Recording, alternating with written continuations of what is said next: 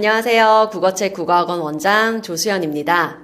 오늘은 한 학생의 이야기를 들려드리려고 해요. 제가 근무했던 서울의 한 학원에서 초등학교 5학년 때부터 가르쳤던 상위권 남학생의 이야기입니다.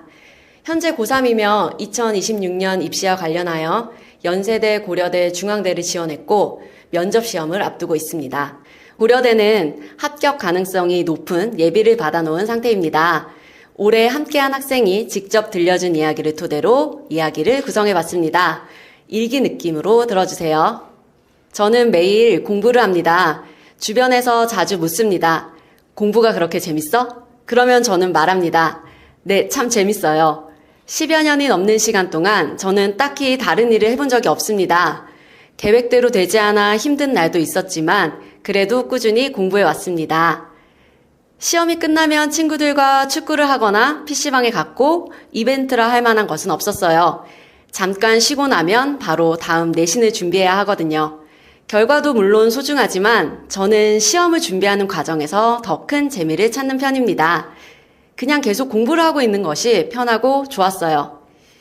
국어 공부를 시작했던 건 어릴 때부터였던 것 같아요. 저는 책을 좋아했고 책에서 읽은 내용을 친구에게 이야기하는 걸 좋아했습니다. 발표하는 것도 좋아했어요. 아니, 발표라기보다는 누군가에게 가르치는 것에 가까웠죠. 말로 설명하다 보면 제가 알고 있는 지식이 더 단단하게 저장된 느낌이에요. 그리고 국어는 중2 때 어느 정도 마무리된 느낌이었습니다. 중2 때 풀었던 고1, 2 모의고사 기출들은 모두 생전 처음 보는 작품과 글이었지만 신기하게도 어렵다고 느껴지지 않았어요. 감각적으로 선택한 답이 틀린 적도 한 번도 없었습니다. 국어를 잘하는 방법이 뭐냐 하고 묻는다면 솔직히 아직도 잘 모르겠습니다. 그냥 읽으면 아는 느낌, 말로 설명하기 어렵지만 제게 그 감각이 늘 함께 있었던 것 같아요. 내신 공부는 조금 달랐어요. 국어를 열심히 한다기보다는 학교에서 제가 정리한 내용이 맞는지 점검하는 정도였어요. 학교 수업에서 다룬 것들이 제대로 이해된 건지 확인하는 과정이라고 할까요? 그래서 저는 학원에 다닙니다. 배우기 위해서라기보다 제가 정한 공부 방향이 정확한지 지금 내가 맞나를 검증하기 위해서 다니는 곳입니다. 국어 공부는 저에게 쉬어가는 시간이에요. 지금은 수학과 과학에 집중하고 있고 특히 최근에는 과탐에서 많은 시간을 쓰고 있습니다. 수학과 과학은 입시라는 목적지에 도착하기 위한 어떤 자격증 같은 느낌이 듭니다. 하지만 국어는 앞으로도 계속될 공부 같아요. 입시가 끝나도 대학을 가도 언젠가 사회인이 되어도 계속해서 읽고 이해하고 생각해야 하는 공부니까요. 현재 면접을 준비하면서도 새삼 느끼는 건 영어보다 국어가 더 어렵게 느껴진다는 거예요. 제시문 면접인데 빠른 시간 안에 읽고 답해야 해서 국어가 처음으로 어렵게 느껴집니다. 공부 방법을 묻는다면 공부라는 건 머릿속에 지식을 저장하는 작업이라고 생각해요. 저장하려면 저장하는 방법을 먼저 알아야겠죠. 저에게 그 방법은 자주 생각하기였습니다. 집중해서 딴 생각이 끼어들지 않게 하고 머릿속에서 내용을 정리해서 그리고 그것을 반복하는 훈련, 그 개념과 학습 내용에 대해 자주 생각하는 거죠. 자주 생각하기를 반복하려면 자기관리도 필요했습니다.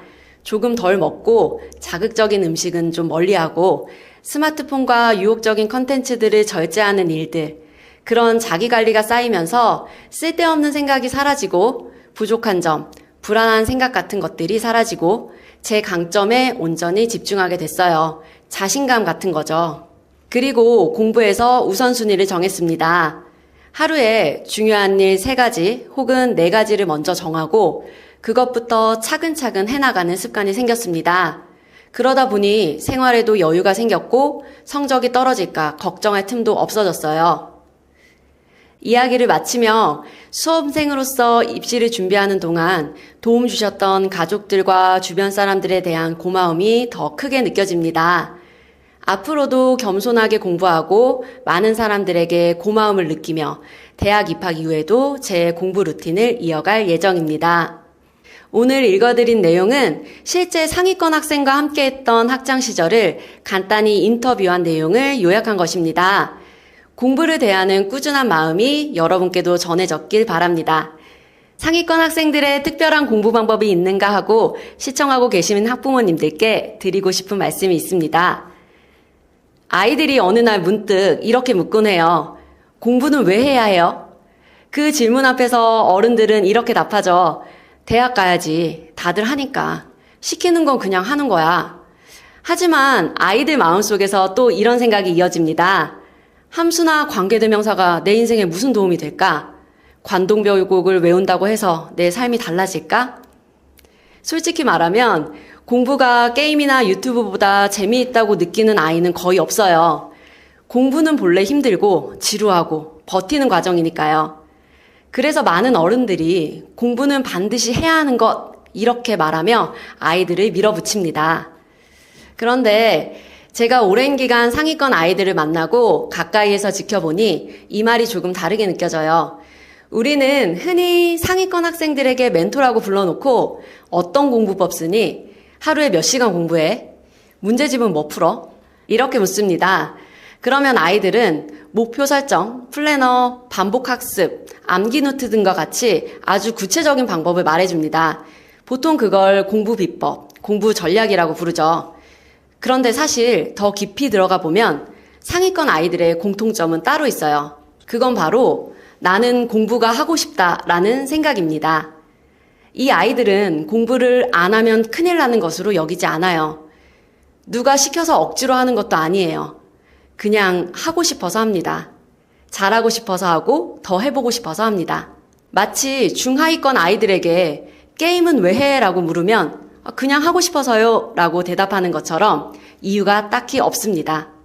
상위권 아이들에게 공부는 그런 존재에 가깝습니다. 공부는 꼭 대학만을 위한 도구는 아닙니다. 공부를 통해 얻는 가장 큰 선물은 나는 해냈다라는 자신감과 성취감이에요. 끝까지 해본 사람만이 가지는 성취감. 대입뿐만 아니라 인생의 그 다음 단계에 도전할 수 있다는 믿음과 자신감. 이것이 공부를 해서 얻은 큰 이득이죠. 입시에 최선을 다해본 아이는 이후의 인생에서도 무언가를 쉽게 포기하지 않습니다. 그때도 해냈는데 이번에도 해볼 수 있지. 이 한마디가 인생을 움직이는 힘이 되거든요. 그래서 저는 이렇게 생각합니다. 상위권 아이들에게는 사실 특별한 공부법이 따로 있는 게 아닙니다. 그 아이들의 본질적인 태도는 아주 단순해요.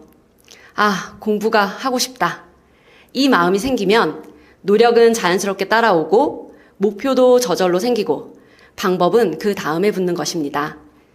물론 중하위권 아이들에게 성적 오르면 뭐 해줄게. 이번에는 대학 한번 노려보자. 와 같은 눈앞의 목표가 먼저 필요할 수 있어요. 공부를 시작하게 만드는 작은 불씨도 필요하니까요. 그래서 우리가 아이들에게 가르쳐야 할 건 공부 안 하면 큰일 난다가 아니라 공부는 하고 싶어서 하는 거야 라는 말이 아닐까요? 어렵지만 일상생활 속에서 아이의 말을 잘 들어주고 부드러운 대화를 이끌어가며 공부는 하고 싶어서 하는 것이라는 의미를 깨닫게 된다면 우리 아이도 분명 상위권 학생의 고백처럼 결과와 무관하게 대학 이후에도 배움을 평생 이어갈 수 있는 자녀가 될 수 있을 겁니다. 오늘 이야기는 여기까지입니다. 오늘도 영상 봐주셔서 감사합니다. 다음 이야기에 또 뵙겠습니다.